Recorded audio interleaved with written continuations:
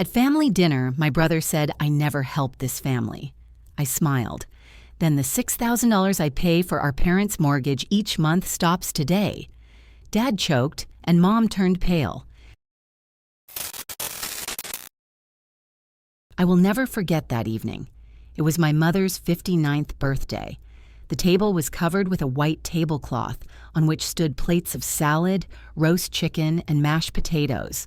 The aroma of vanilla cake, which I baked myself, my mother's favorite, with cherries, filled the air. The candles on the cake weren't lit yet, but the atmosphere was already festive. I was sitting next to Nolan, my boyfriend. He smiled at me and squeezed my hand under the table. Across from us sat my brother Matthew and his wife Janice. She was wearing a bright red dress and lots of jewelry. Matthew is also dressed up. His shirt is ironed, his hair is combed. My parents are at the head of the table. My mom is wearing a new blue dress that I gave her last year. My dad is wearing a festive plaid shirt. We drink champagne and joke around. Janice tells a story about her friend, and my mother laughs. My father pours himself more wine. I feel warmth inside. This is what it's all about. Family, closeness, love. Suddenly, Matthew stands up. He has a glass in his hand and a smile on his face. "I want to make a toast," he announces loudly. "To Mom, of course. But not only that." Everyone falls silent and looks at him. I smile too, waiting for another speech about how wonderful Mom is. "I want to talk about how important it is to support your family," Matthew continues. "I've always tried to be there. I brought groceries, helped with money, did repairs, because family is the most important thing." Mom nods, wiping the corner of her eye with a napkin. Dad smiles too. "And you know," Matthew pauses, turning to me, "Mom and Dad recently told me something interesting. They said that you, Maxie, never contribute anything to this family, that you just live your life with your Nolan and forget about us, that the only one who really cares about them is me." Silence. Heavy, thick, as if someone had poured concrete into the room. I look at my parents, waiting for them to deny it, to say it's not true, that Matthew has got it wrong. But my father lowers his eyes and drinks from his glass. And my mother nods. Slowly, but she nods. "It's true, Max," she says quietly. "You know it." Janice suddenly starts clapping. Her palms hit each other loudly, sharply. "Finally, someone said it!" she exclaims, and there is satisfaction in her voice. Matthew smiles, smugly, triumphantly. I sit and look at them, at all of them, at my brother, who never really loved me, at Janice, who always looked for a reason to humiliate me, at my parents who forgot about the $6,000 a month, about the fact that I've been paying their mortgage for 3 years, about the $216,000 I gave them without a word of thanks. Something cracks inside, breaks, something that kept me quiet and obedient all these years. I smile, calmly, coldly. "Fine," I say, and my voice sounds strangely even. "Then the $6,000 I pay every month for your mortgage will stop today." My father chokes on his wine. He coughs, grabs a napkin. My mother turns so pale that I can see the color drain from her cheeks. Matthew freezes with a glass in his hand, the smile slipping from his face. Janice stops clapping. "What are you saying?" Dad asks hoarsely when he finally clears his throat. "Exactly what you heard, Dad. Starting today, I'm not paying for your house anymore. Since I don't contribute anything to this family, there's no point in continuing, right?" I get up. I take my purse from the back of the chair. Nolan immediately gets up after me. He doesn't ask anything. He just takes my hand. "Max, wait!" Mom's voice trembles. "You're not serious, are you?" I turn to her. I look her straight in the eye. "I'm absolutely serious, Mom. Thank you for a wonderful evening." We walk to the door. Behind us, I hear an explosion of voices. Matthew is shouting something. My mother is crying. My father is trying to calm someone down. But I don't turn around. Nolan opens the car door and I get in. He starts the engine and we drive away. Only then do I allow myself to cry. "You did the right thing," Nolan says quietly, one hand on the steering wheel, the other on my knee. I don't answer. I just stare out the window at the streetlights rushing by. How did this happen? When did I become invisible to my family? 3 years ago, my parents came to me with a request. They had found a house, small, cozy, in a good neighborhood, but the mortgage was too high. My father worked as a foreman on a construction site. My mother gave private math lessons. Their income wasn't enough. "Just help us out for a few months, Max," my father pleaded, "until I get a raise. Then we'll be fine on our own." I had just started earning good money. Nolan and I had opened our own small HR agency. We specialized in recruiting personnel for large companies. We received bonuses for each employee we brought in, sometimes up to $1,000 per person. Good months brought in $10,000 to $15,000 each. I agreed to help. $500 for the first month, then $1,000. Then my father asked for more, to pay off a debt, urgently.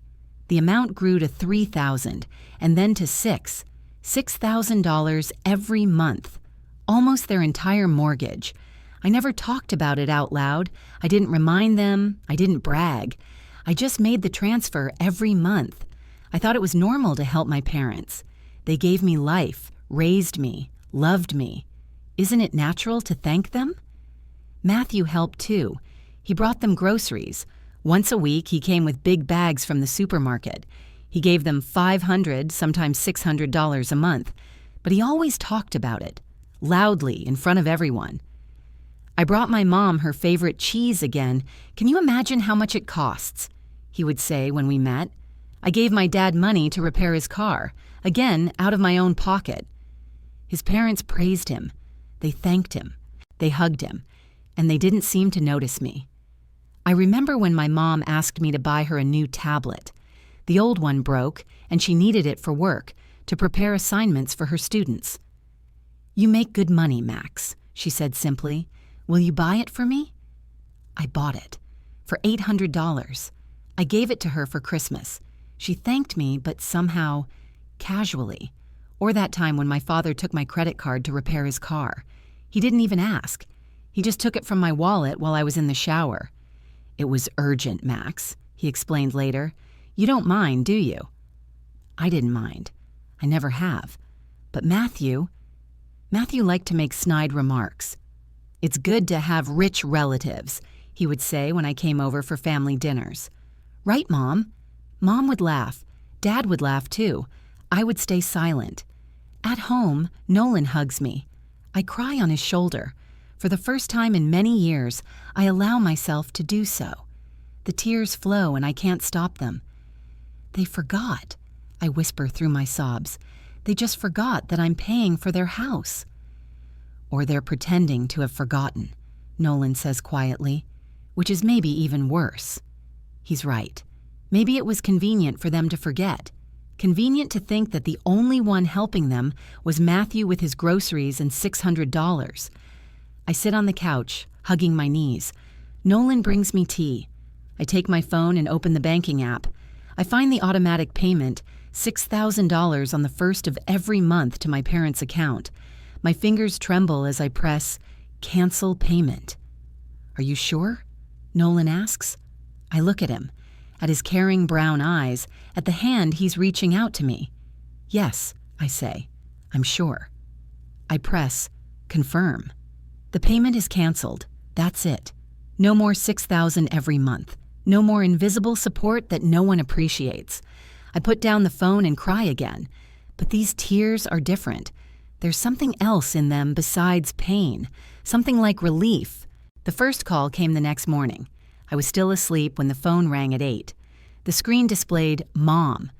I didn't answer. The phone rang again in 5 minutes, then in 10. Then a message came.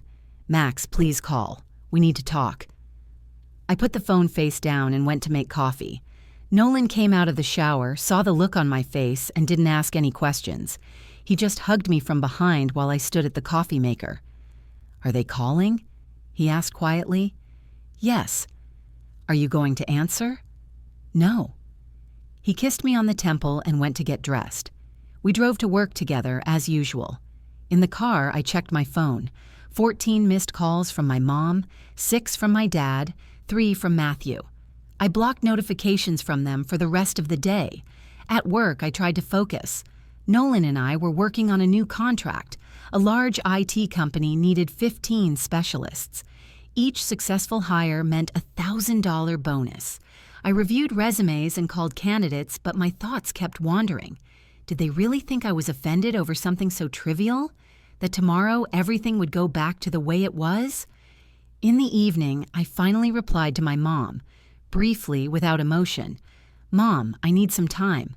We'll talk later." She immediately replied, "Max, it's because of Matthew, isn't it?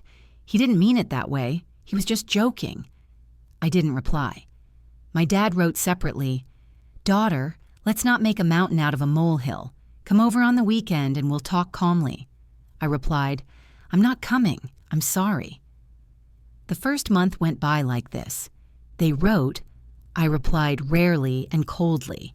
They didn't understand, or didn't want to understand. On the first day of the next month, my parents were supposed to receive a mortgage payment from the bank, but there was no money in the account because I hadn't transferred it. My mother called me back at 9 in the morning.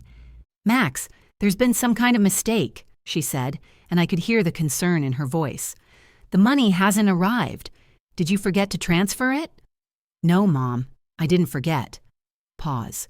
So what? Will you transfer it today?" "No." "Max, this isn't funny. We have to pay the mortgage." "Pay it yourselves," I said calmly. "I don't contribute anything to the family. Why should I pay?" "God, Max, are you still upset about that?" Mom's voice became sharper. "Okay, Matthew was wrong. Are you satisfied? Now let's not be childish." "I'm not being childish, Mom. I'm just not going to pay for your house anymore." "But—" She paused, then continued in a different tone. "Max, you understand that it was a joke, right? Matthew just went too far." He didn't mean to offend. "And you, Mom?" I asked. "Did you also go too far when you nodded, when you agreed with him?" Another pause. "Well, I didn't want a conflict in front of everyone. Understand." "I understand. And now you understand too. I'm not paying anymore." I hung up the phone. My hands were shaking. My heart was pounding as if I had just run a marathon. But I felt something else. Something new. Strength, perhaps. Nolan looked at me across the table in our office. "How are you?" he asked quietly. "I don't know," I replied honestly, "but I'm not backing down." He smiled. "I know." My parents probably thought I was bluffing, that in a week or two I would come back to them with apologies and everything would be as it was before. But a week passed, then another, then a third. I worked, met with Nolan, lived my normal life. But inside, I felt empty. I missed my family. I missed family dinners, my mom's pies, my dad's jokes, even Matthew. Even though he was difficult, he was still my brother. But go back? No. I couldn't be invisible anymore. The second month began with panic. My father called me back on the morning of the first. His voice was trembling. "Max, the bank sent a warning about the debt. You have to transfer the money today, otherwise they'll start charging interest." "Dad, I already told you. I'm not going to pay." "But, God, Max, this is serious. We could lose the house." "Then pay it yourselves," I said, and my heart ached as I said it. "You have income. Matthew does too. Get your act together and pay." "You don't understand," he almost shouted. "We don't have that kind of money. $6,000 a month is impossible for us." "It was possible for me for 3 years in a row," I replied quietly, "and none of you even said thank you." I hung up and cried. I rarely cry at work, but that day I couldn't help myself. Nolan closed the office door, hugged me, and just held me until I calmed down. "Maybe you should talk to them," he suggested quietly. "Meet with them and discuss everything calmly." "They don't want to talk," I replied, wiping away my tears. "They want me to come back and keep paying, as if nothing happened." He sighed. Then hang in there, Max. I'm with you. The next day, Matthew called back. I made a mistake when I picked up the phone. I didn't look at the screen. "Are you out of your mind?" he shouted immediately, without saying hello. "Do you want Mom and Dad to lose the house?" "Hi, Matthew," I said coldly. "Don't say hi to me. What do you think you're doing? Is this because of what I said at dinner? God, Max, you're offended, so what? Grow up." "I am grown up," I replied. "Grown up enough to understand that I'm being used." "Used?" He laughed bitterly and unpleasantly. "You paid for their house because you wanted to. No one forced you." "Yes, I wanted to. Because I thought you would appreciate it, that it was important to you. But it turns out you don't even remember it." "So what now?" he shouted again. "Are you destroying the family because of your resentment?" "I'm not destroying the family, Matthew. I just stopped being a free ATM." He cursed and hung up. I sat and stared out the window. It was raining outside. Drops ran down the glass, blurring the light from the street lamps. Why does it hurt so much? Why do I feel guilty when I know I'm not to blame? A message from Dad came in the evening. "Max, think about Mom. It's hard for her. She cries every day. You don't want us to lose our house because of your pride, do you?" Pride. He called it pride. I replied, "Dad, I paid for your house for 3 years, $216,000, and you said I contribute nothing to the family. That's not pride. That's justice." He didn't reply. The third week of the second month, my parents tried to meet with me. My mother came to our house and rang the doorbell. I was home, but I didn't open the door. She stood at the door for almost an hour, calling, begging me to open it. "Max, please open the door. We need to talk." I sat on the floor in my bedroom, covering my face with my hands, listening to her voice. Nolan sat next to me, holding my hand. "You don't have to open the door," he whispered. "Only when you want to." I didn't want to. Not then. Mom finally left. I got a message from her. "You've become cruel, Max. Money has corrupted you." I didn't reply. The third month arrived. The bank sent an official warning. If the debt was not repaid within 30 days, they would begin foreclosure proceedings. My father wrote to me, "Do you want us to lose our house? Is that what you want?" I replied, "I want to be respected, to be valued. I don't want them to say I don't contribute anything when I gave you $216,000. "That's not what we meant," he wrote. "What did you mean?" I asked. He didn't answer. Matthew called again. This time, I didn't pick up the phone. He left a voicemail. "You're dead to this family, Max. Do you hear me? Dead. When my parents make their will, your name won't be on it. I'll get everything, because I'm the one who really helps." I listened to the message 3 times. Then I deleted it. Nolan hugged me on the couch that evening. "Maybe that's enough?" he asked quietly. "Maybe we should meet with them. Talk? I can see how hard it is for you." "It is hard," I admitted, "but I can't go back." "Do you understand? I can't go back to being the one who keeps quiet and pays, who is invisible." He kissed me on the forehead. "Then I'm with you. To the end."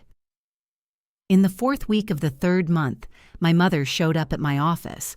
I was leaving the building at 6 in the evening when I saw her. She was standing at the entrance, her arms crossed over her chest, her face sad and tired. "Max," she called. I stopped. Nolan was nearby. He squeezed my hand. "Mom, we need to talk." "Here?" I looked around. People were leaving the office, looking at us. "Where else? You're not answering your door or your phone." I sighed. "Okay, let's talk." We moved aside to a small square near the building. Nolan stayed at a distance, giving us space, but not leaving. "What do you want, Mom?" "I want you to come to your senses," she said, anger creeping into her voice. "You're destroying the family over something so trivial." Trivial? I couldn't believe my ears. $216,000 is trivial. "You paid because you wanted to," she raised her voice. "No one asked you to." "Dad asked," I said quietly. 3 years ago, he said temporarily, and then you got used to it." She paused, then spoke again. We thanked you." "When?" I asked. "When did you thank me? When did you even mention it?" She was silent. "You've become cruel, Max," she finally said. "Money has corrupted you. You only think about yourself." "I'm thinking about myself for the first time in 3 years, Mom," I replied, my voice breaking. "For the first time, I've put myself first. And you call that cruel?" "I call it selfish."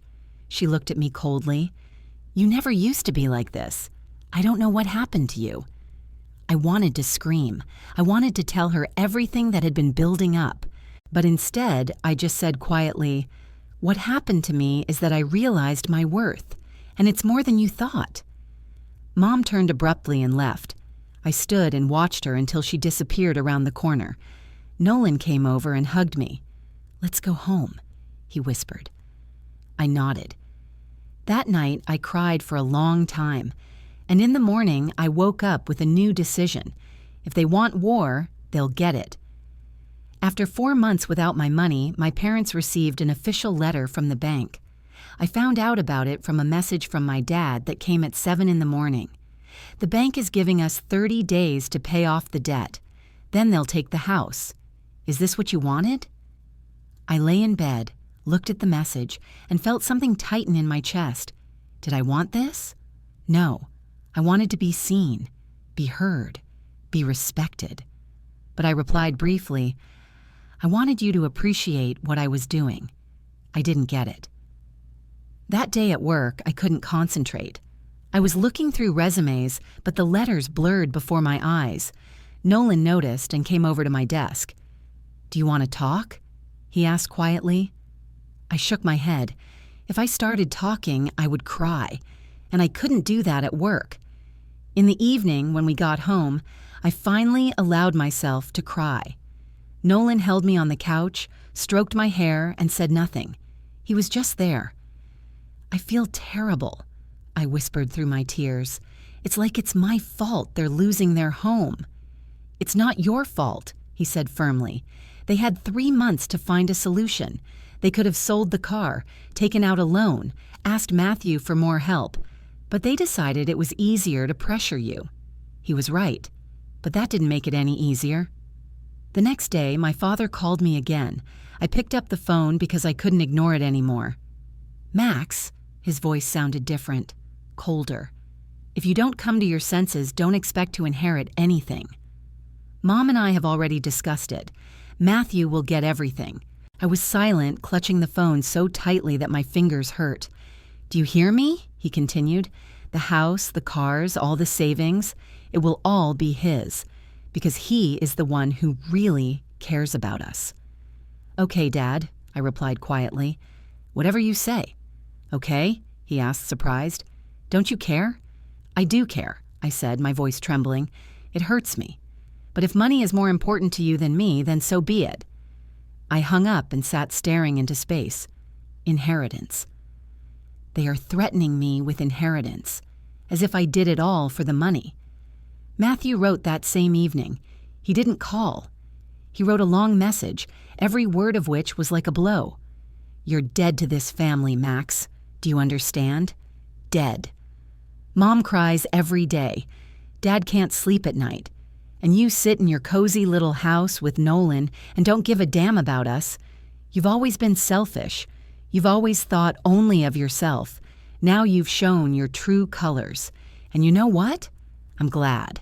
I'm glad we finally saw who you really are. Don't you dare show up at our parents' house again. Don't you dare call. You're not welcome here." I read that message 3 times. Each time the words killed me over and over again. Selfish. I'm selfish. The woman who paid $6,000 a month for 3 years, who never asked for anything in return, who loved her family so much that she was willing to give them everything. I am selfish. Nolan found me on the bathroom floor. I was sitting with my back against the cold tile, my phone lying next to me. He crouched down and took my hands. "What happened?" I showed him the message. He read it, and I could see his jaw clench. "This is manipulation, Max," he said quietly. "They're trying to break you, make you feel guilty." What if they're right? I whispered. What if I really am selfish? No. He hugged me tightly. No, my love. You're the kindest person I know. And that's why they treat you this way. Because they know they can. I cried on his shoulder until I had no tears left. That week was the hardest. I hardly slept. I lay awake at night staring at the ceiling and replaying everything over and over in my head. Maybe I was wrong? Maybe I should have just kept quiet, as usual, kept paying, not demanding respect? But then what? Then I would have remained invisible, a convenient daughter who pays the bills and doesn't cause any trouble. Nolan saw that I was breaking down. One evening, he sat down across from me at the kitchen table and took my hands. Max, maybe it's enough, he asked quietly. Maybe we should meet with them. Talk calmly? I can see how hard it is for you. I can see that you're not sleeping, not eating. It's killing you. I can't, I whispered. I can't go back. Then what do you want to do? He looked me in the eyes. Because we can't go on like this. Something has to change. I didn't know the answer. Not then. Friday of the 5th week. I was leaving the supermarket with bags of groceries when I saw a familiar car in the parking lot. My father's old Toyota. My heart was pounding as I walked to my car. I tried not to look that way, but then I heard a voice. Max, Mom. She was standing by my car with her arms crossed over her chest. She looked tired, dark circles under her eyes, her hair not as neatly styled as usual. Mom, I stopped a few steps away from her. We need to talk. Here, in the parking lot? Where else? You won't open the door or answer your phone. I put the bags in the trunk and turned back to her. Okay, talk. She sighed and ran her hand over her face. The bank is giving us 2 weeks. Then they're taking the house. Do you understand that? I understand. And what? Her voice rose. Don't you care? I do care, Mom, but it's not my responsibility. Not yours? She almost shouted. You've been paying for 3 years. We're used to it. We planned our lives counting on you. And that's your mistake, I said quietly. Not mine. She looked at me as if I had hit her. Then she spoke again in a different tone, colder. You've changed, Max. You're not the same. I'm what? Cruel, calculating. All you think about is money. I laughed, bitterly, without joy. I think about money? Really, Mom? I'm the one who gave you $216,000? You gave it because you wanted to. She raised her voice again. Because you loved us. Yes, I nodded. I loved you. I still do. But that doesn't mean I have to let you use me. Use you. She took a step back. My God, Max, we're your family. That's exactly why it hurts so much, I said, my voice breaking. That's exactly why, Mom. Because you're my family. And you said I didn't contribute anything. You forgot about all my money, all my help. It was as if I didn't exist. She was silent. She just looked at me. You've always been like that, Max, she finally said quietly. Always too sensitive, too vulnerable. We were joking. Matthew was joking. And you, I asked, were you joking too when you nodded, when you agreed with him? She turned away. I didn't want conflict. And I didn't want to be invisible, I replied. But it turns out that our desires don't match. I opened the car door and got behind the wheel. Mom came closer and put her hand on the edge of the door. If you don't help us, she said, looking me straight in the eye, I don't want to see you anymore. Do you understand? You're not my daughter anymore. The world stopped. I could hear my heart beating in my ears and felt my hands go numb. What? I whispered. You heard me. If you let us lose our home, you are no longer my daughter. You are dead to me. She took her hand away and stepped back. I closed the door and started the car. I drove home, unable to see the road through my tears. At home, Nolan met me at the door. He saw my face and immediately hugged me. What happened? I told him. About the parking lot, about my mother's words, about how I was no longer her daughter. He didn't answer right away. He just held me while I cried. Then he said quietly, "Maybe it's enough, Max." "Enough?" I pulled away and looked at him. "They're breaking you. I can see it. Every day you become more and more unhappy. Maybe you should just—" "What?" I interrupted. "Go back? Keep paying? Pretend nothing happened?" "No." He shook his head. "Not go back. Find another way to end it." "How?" He paused, then said, "I don't know. But something has to be done. It can't go on like this." I didn't sleep at all that night. I lay there staring into the darkness and thinking about my mom, my dad, Matthew, about all those years when I was convenient, quiet, obedient, about the $6,000 a month I transferred without a word of thanks, about my mother saying I was no longer her daughter, and somewhere around dawn, I made a decision. If I'm dead to them, so be it. But I'm not leaving empty-handed. The next morning, I woke up at 8. Nolan was still asleep. I picked up my phone and found a law firm online that specialized in property disputes. I made an appointment for that same day. At 2 o'clock in the afternoon, I was sitting in the lawyer's office. His name was Mr. Garrison. He was about 50, with gray hair and attentive eyes behind his glasses. "Tell me about your situation," he asked, opening his notebook. I told him about the mortgage, about 3 years of payments, about what my parents had said at dinner, about how they could now lose their house and were blaming me. He listened attentively and took notes. When I finished, he asked, "Do you have proof of payment?" "Yes, all the bank statements, all the receipts." "Correspondence with your parents on this subject?" "Yes, I have that too. I wrote to them when I transferred the money." "Something like, transferred for the mortgage, payment for the house." He nodded. "That's good. Very good, in fact. And your parents acknowledge that you paid?" "Now they do. They demand that I continue. But at dinner, they said I don't contribute anything to the family. It's as if they've forgotten everything." Mr. Harrison took off his glasses and wiped them with a napkin. "Miss Maxey, I can help you. But first, I'll be honest. It's going to be difficult, emotionally difficult. Suing your family is always painful." "I know," I whispered. "Are you sure you want to do this?" I thought about my mother's words. "You're not my daughter anymore." "Yes," I said firmly. "I'm sure." "Okay, then here's what we can do. You've paid off a significant portion of the mortgage, $216,000 over 3 years. That's not a gift. It's a contribution to the property. You have the right to either a refund of those funds or a share in the house." "A share?" "Yes, proportional to the amount you contributed. But there's another option." He leaned forward. "If we can prove that your parents are unable to pay the mortgage on their own and that the house will be lost without your participation, we can apply to transfer the title to you as compensation for your investment." I couldn't believe my ears. "Transfer of ownership? You mean the whole house?" "Yes.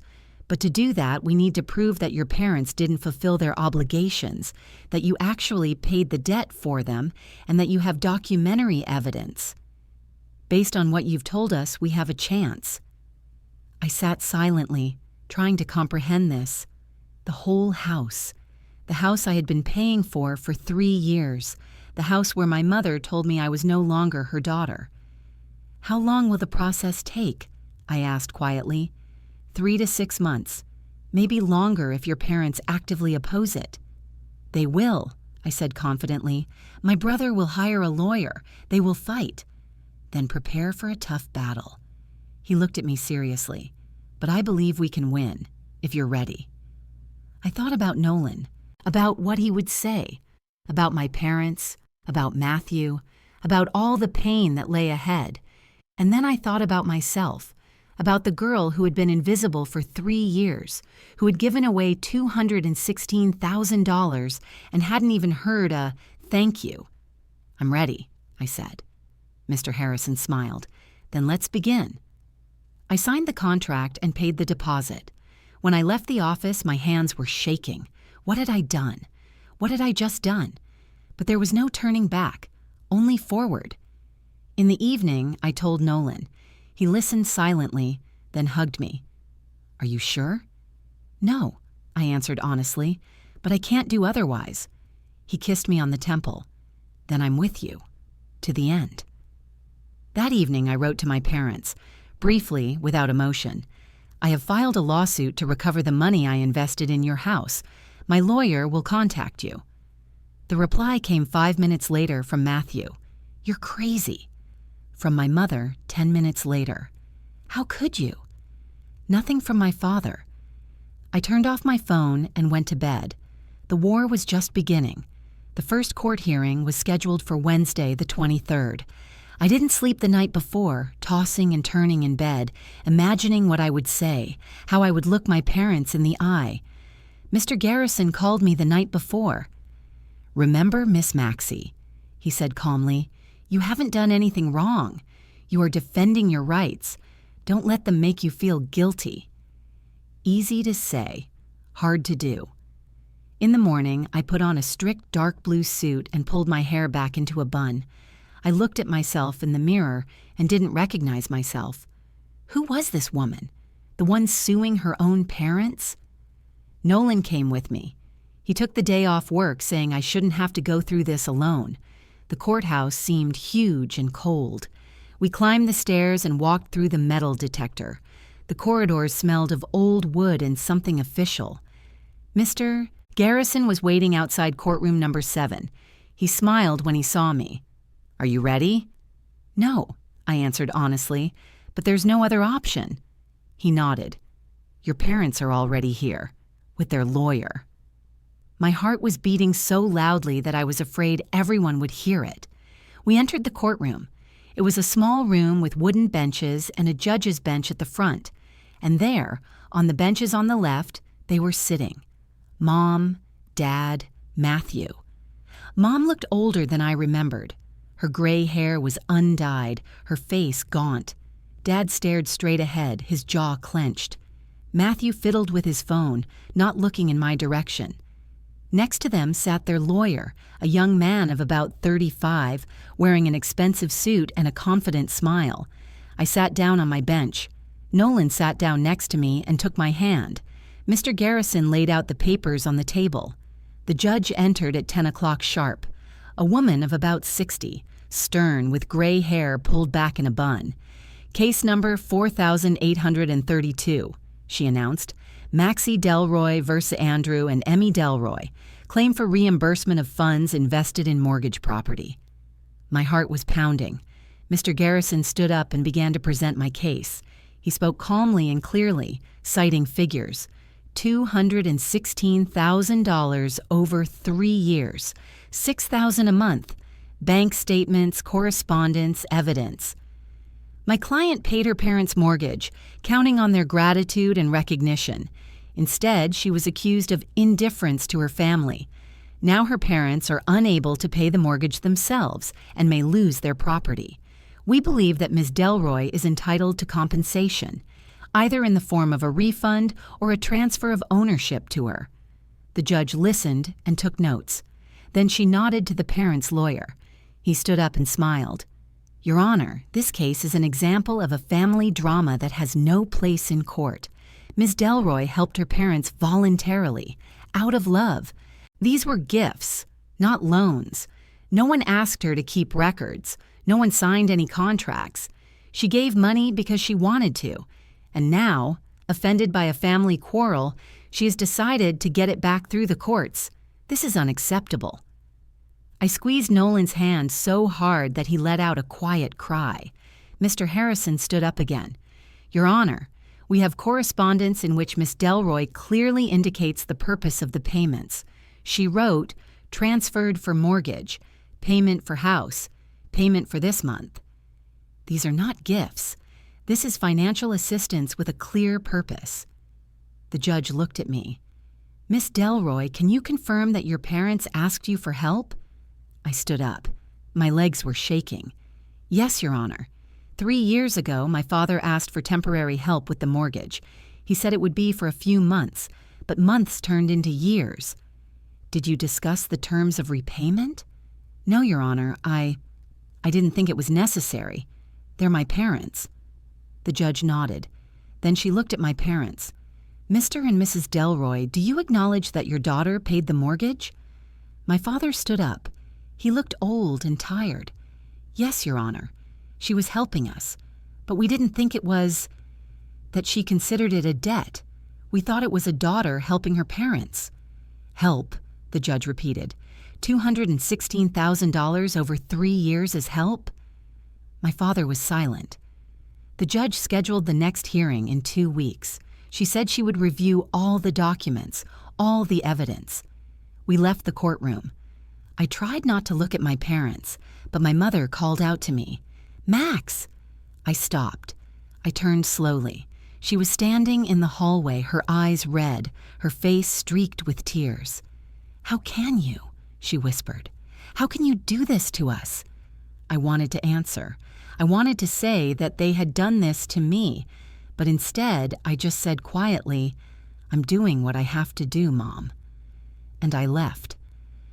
The next 2 weeks were hell. I couldn't think about anything else.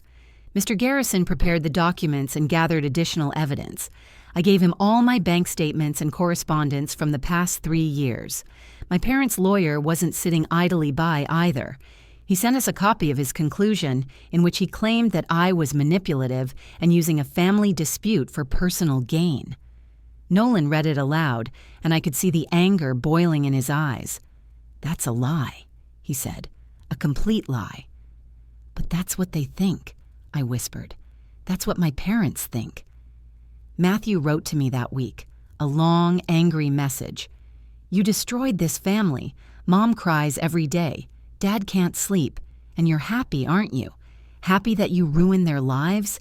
You'll get your house, but you'll lose us. Forever. I hope it's worth it." I didn't reply. I just blocked his number. The second hearing was more difficult. The judge called witnesses. Mr. Harrison called my bank manager, who confirmed the regular payments to my parents' account. Then he called me. I stood before the judge and answered questions about how this story began, about how my parents promised temporary help, about how the amount grew. My parents' lawyer asked tricky questions. "Miss Delroy, did anyone force you to pay?" "No." "Did you sign any contracts?" "No." "Then why do you think you are entitled to compensation? You gave the money voluntarily." I looked at him.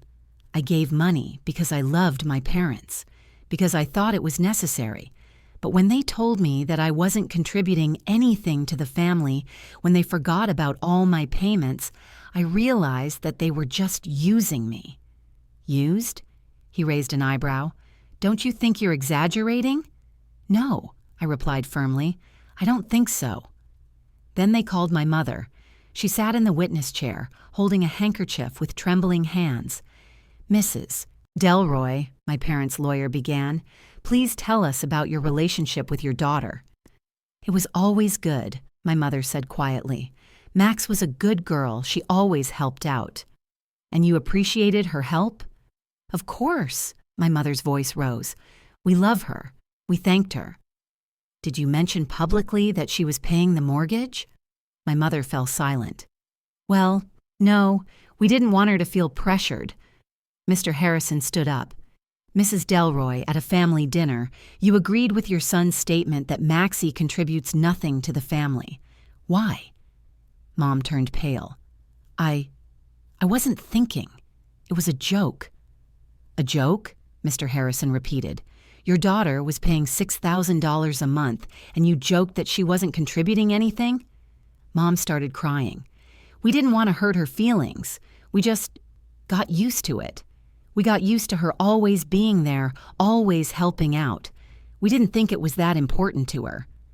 I sat there listening to this, and something inside me broke again and again. Used to it. They were used to it. After that hearing, the judge announced a week-long recess. She said she needed time to review all the materials. I was leaving the courtroom when my father approached me in the hallway. "Max, wait." I stopped. Nolan tensed up beside me, ready to defend me. "What, Dad?" He looked old, very old. His shoulders were slumped, his face gray. "Please stop this," he said quietly. Please. We were wrong. I admit it. But we don't have to take this to court. We're family.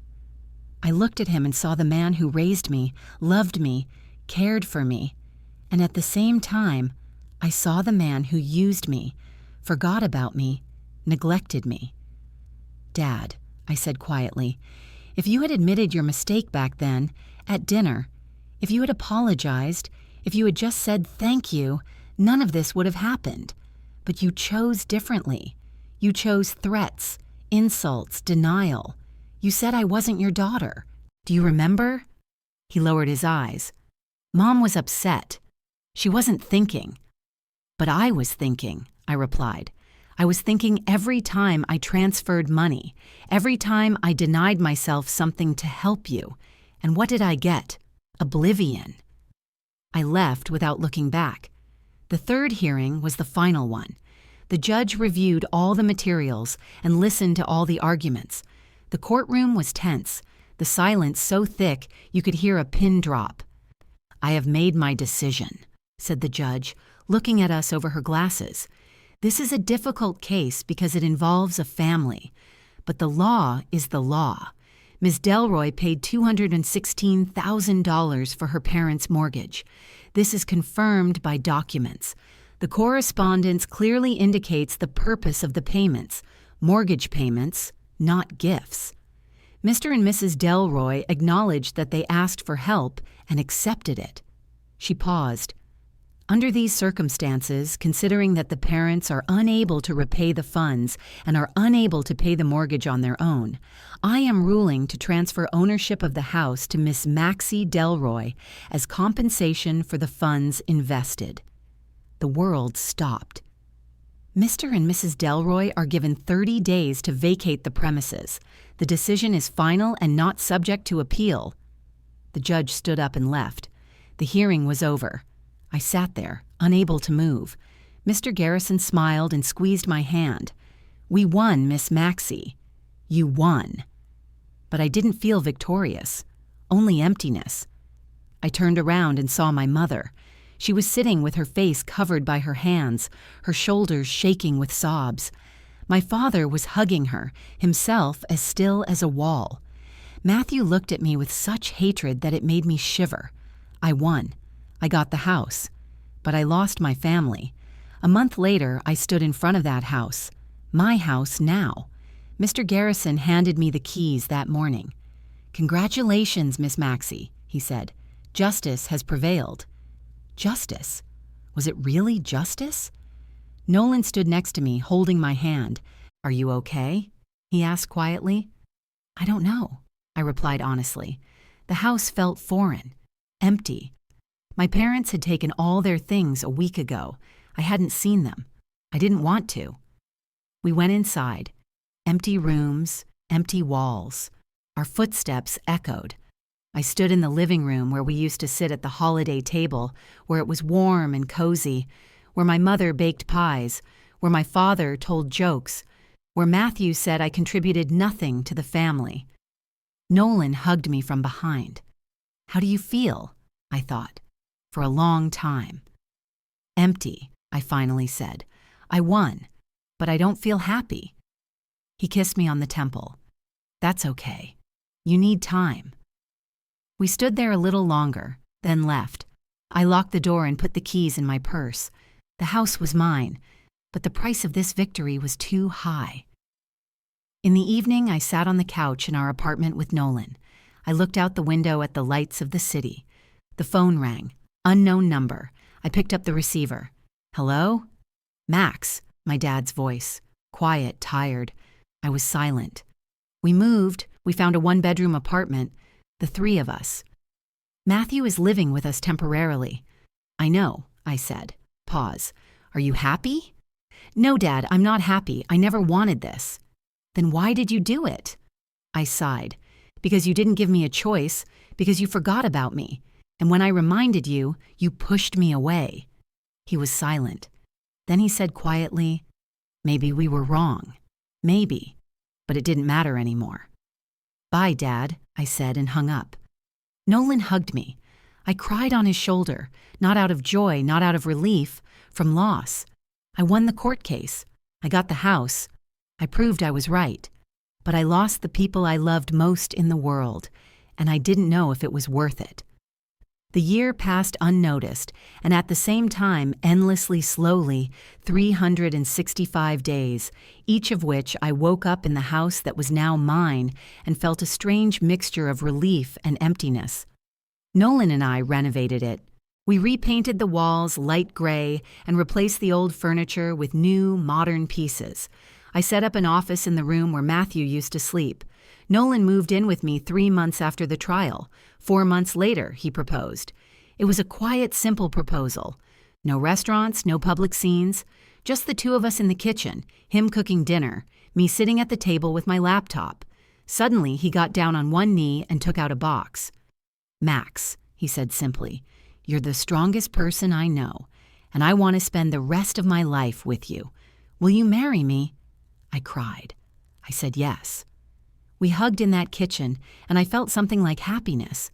But the house still felt empty. Even with Nolan, even with new furniture, even with a ring on my finger, it was as if something was missing. Someone. Work was going well. Nolan and I expanded the agency and hired 2 assistants. The money was coming in. The projects were interesting. I had everything I dreamed of. A successful career, a loving husband, my own home. But at night, I lay awake and thought about my parents. Where were they? How were they doing? Did they think about me? I knew where they were. I found their address through a friend, a 1-room apartment on the outskirts of town, in an old building. 3 people in 1 room. My parents slept on a pull-out sofa, Matthew on a mattress on the floor. Matthew lost his job 6 months after the trial. I found out by accident when I met his ex-wife Janice at a coffee shop. She told me that Matthew had become nervous and irritable, yelled at his boss, and got fired. They divorced a month after that. "He blames you," Janice said, stirring her coffee, "for everything, for his job, for the divorce, for his parents living in poverty." "I know," I replied quietly. "And you?" She looked me in the eyes. "Do you blame yourself?" I thought about it. Sometimes. But then I remember that dinner, those words, and I realize I did the right thing. Janice nodded. "For what it's worth, I always thought they treated you unfairly." Matthew constantly bragged about how much he did for his parents, but no one talked about you. But I saw the statements when we were still together. I saw your transfers. $6,000 a month. That's no joke. She left, and I sat there for a long time, staring out the window. In the fall, when the leaves were already turning yellow and falling on the sidewalks, I ran into my mom, by chance, in the supermarket. I was standing by the cereal shelves choosing rice when I heard a familiar voice. "Max?" I turned around. Mom was standing a few steps away with a basket in her hands. She had aged. She had aged a lot. Her hair was almost completely gray. Her face was wrinkled. Her clothes were simple and cheap. She looked tired, exhausted. We looked at each other in silence. People walked by, taking goods from the shelves, but for me, time stood still. "Hi, Mom," I finally said.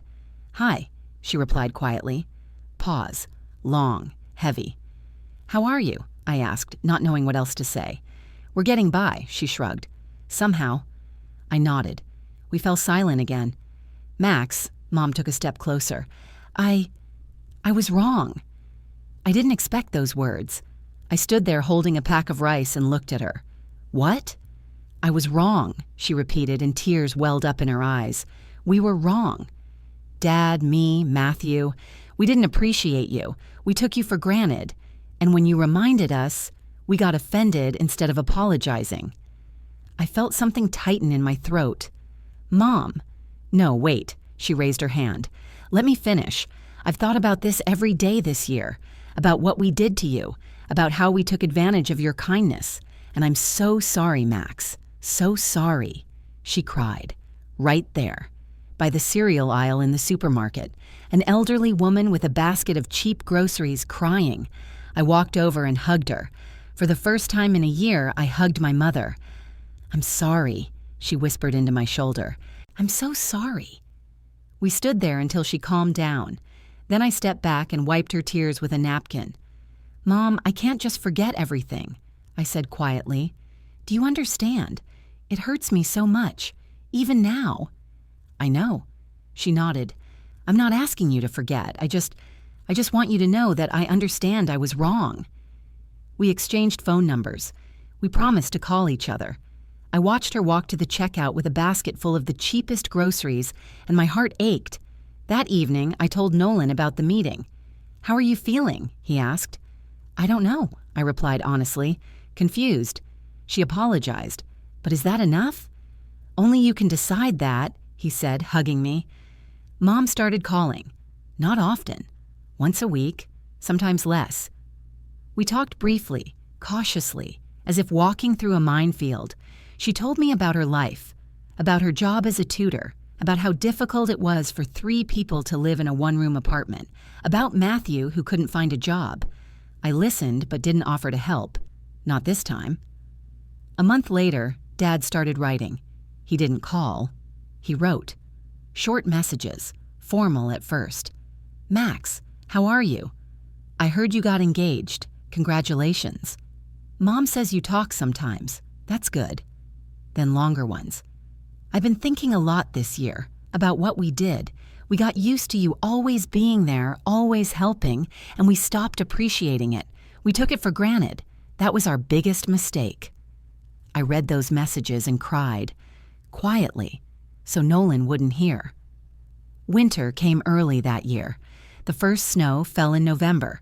I stood by the window in the living room, watching the white flakes fall, and suddenly felt ready to meet, to talk, to try. I texted my mom, "Can we meet? Talk?" She replied in 5 minutes, "Yes, please, yes." We met at a small coffee shop in the city center. I arrived first, ordered coffee, sat at a table by the window, and nervously twisted a napkin in my hands. They came in together, Mom and Dad, without Matthew. They looked old, tired, as if they had aged 10 years in the past year. We greeted each other reservedly. They ordered tea. We sat in silence. "Thank you for agreeing to meet," Dad finally said. "I wanted to," I replied quietly. Another pause. "Max," Mom began, "we want you to know. We understand that we were wrong. We got used to you. We got used to you always helping, never asking for anything in return, and we started to take it for granted. When you reminded us," Dad continued, "instead of gratitude, we felt offended. It's as if you're accusing us of something. But we should have just admitted that you did so much, and we didn't appreciate it." I listened, clutching my coffee cup. "I didn't want to take the house," I said quietly. "I never did. I only wanted one thing, for you to see me, hear me, respect me." "We know," my mother nodded, her eyes filling with tears. "We understand that now, but then we didn't understand." "What about Matthew?" I asked. "Does he understand too?" My parents looked at each other. "Matthew is still angry," my father sighed. "He blames you for everything, for his job, for the divorce, for our situation. He's not ready to talk." "Then I'm not ready to talk to him either," I said. "Not until he admits he was wrong." "We understand," Mom nodded. We talked for another hour, about life, about work, about my upcoming wedding to Nolan. Mom cried several times and Dad held her hand. I could see how hard it was for them, how sorry they were. But regret doesn't take away the pain. "I can't just forgive," I said at the end of the meeting. "Do you understand?" "It still hurts. It's still hard to trust you." "We understand," Dad said quietly. "We're not asking you to forgive us right away. We're asking for a chance to prove that we've changed." I thought about it. "Okay," I nodded. "A chance, but on my terms. We'll meet when I'm ready. We'll talk when I want to. Without Matthew until he apologizes, and without pressure." "Without pressure," Mom agreed. "We promise." We said goodbye. I watched them walk down the street holding hands, their backs bent. Old people who had lost their home, their son, their peace of mind because of their own blindness. Nolan was waiting for me at home. I told him about the meeting. "You did the right thing," he said. "You gave them a chance, but you set boundaries." "Do you think I'll ever be able to forgive them?" I asked. He hugged me. "I don't know, my love, but I know you're trying, and that's a lot." Winter passed. Spring came. My parents and I met once a month. The conversations became easier, but the wounds still hurt. Matthew didn't call or write. I heard from my parents that he had found a new job and was renting a separate apartment, that he was still angry. So be it. I will no longer wait for someone to recognize my worth. I know it myself. The wedding was quiet and intimate, only close friends and my parents.